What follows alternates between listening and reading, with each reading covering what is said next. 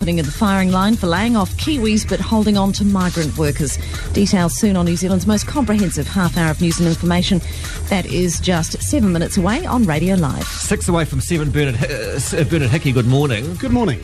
Hillary's going to Coldplay. You and I would rather crawl over broken glass, wouldn't we?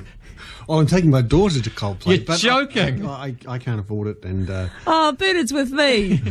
How will you know when one song finishes and the other song starts? That's true. There's lots of Stop warbling. it. And he's forever jiggling up and down on the stage, isn't he? Yeah, okay. I'll report back. You've become a music reviewer as well. So you're the daughter went to Nine Inch Nails. Now No, you're going that to... was a concert. She's got varied taste, hasn't she? She has, yes.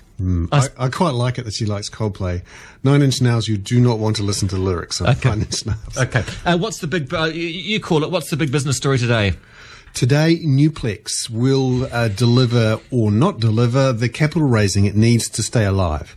It is supposed to be raising $110 million, but a few people are saying now, including the Herald, after reporting to a few people, that they may not get the $110 million they need.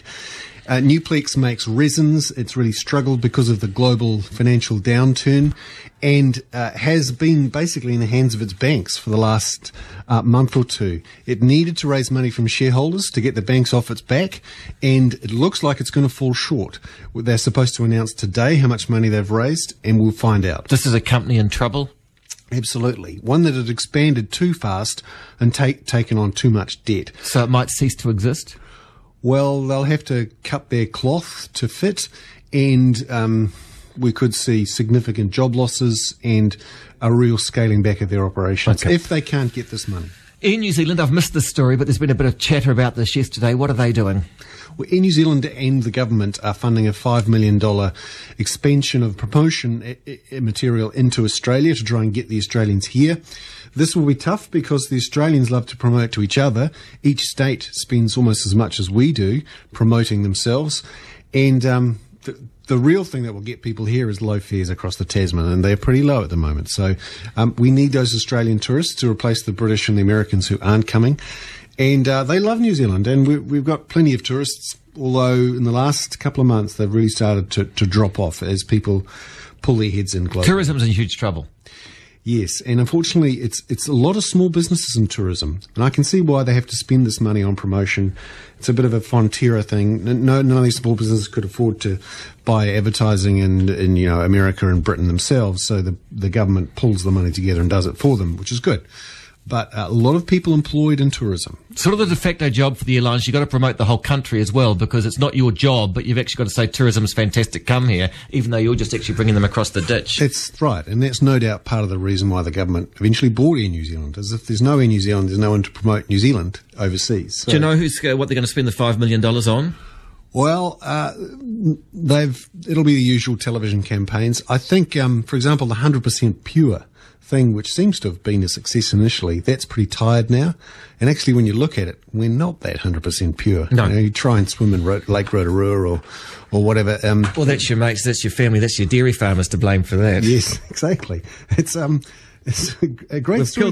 We've killed the goose that laid the golden egg. We've degraded the environment. That's right. You'd seen the Flight of the Conchords to write us, wouldn't you? Given them the $5 million, people that's like them. That's a great idea. They'd write a song, come to New Zealand, they'd dress as Lord of the Rings people. That's right. I mean, very popular. I was travelling through deepest Georgia, where you don't expect people to know where New Zealand is at all, and the guy at the cafe there knew that Flight of the Conchords and picked my accent. He said, "You're from New Zealand. I can tell from the Flight of the Conchords." Then did you tell him what was wrong with the country?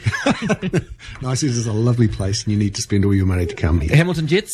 Yes, they've got rid of some New Zealand workers and kept some migrant workers, and this has made the unions. You think this is fantastic? Well, I get very nervous when people start saying sack the foreigners and keep the locals and shut the doors, we shouldn't let anyone in. You're saying this is protectionistic, this is what got us in so much trouble in 1929. Exactly, and it risks an ugly a broken record, Bernard. xenophobia, which we can do without. We really need to keep those borders open, otherwise we risk something much more serious. AIG? Well, we talked about this on Monday morning. I said it was going to get ugly, and it has. Now a congressman has said these guys should resign or commit suicide, which is fairly serious. Well, not only that serious, that's a poor thing to say. It is an ugly thing to say, but as I said, things are getting really angry in the States. We've seen Barack Obama come out and say these guys won't get money. And we've just heard now... I wouldn't be surprised if one of them doesn't take a hit, though. I mean, there's so much hatred for them, especially with Madoff as well, although he's in jail now. But these people will be hated. That's right. You don't want to turn up at a barbecue and say, I'm an investment banker and I got a great bonus Well, last you don't want to be actually anywhere. You don't want to be out in your Maserati because it's looking like you've actually got your money through ill-gotten ways. That's right. And we've just heard now that there are dozens of these AIG executives who received bonuses of more than $1 million each. This is while they were losing more than $100 billion and taking 3 bailouts. And they got the bonus. Why? Because they'd written into their contract, I must get a bonus. But it wasn't performance related. Exactly. But a bonus has to be performance related. Otherwise, it's not a bonus. Well, for an investment banker, that means turning up at work. That's the performance. And this is the basic problem. They turned up at work, expected massive payouts, and structured the way they did business so that they were compensated for writing lots of business. And essentially... This is your free market at play, though, Bernard, isn't it? I mean, this is the reality. It's all about greed and arrogance. That's the way the free market goes. Greed is good. Well, in this case... Greed's good. Oh, let me join the cooperative. Greed is good.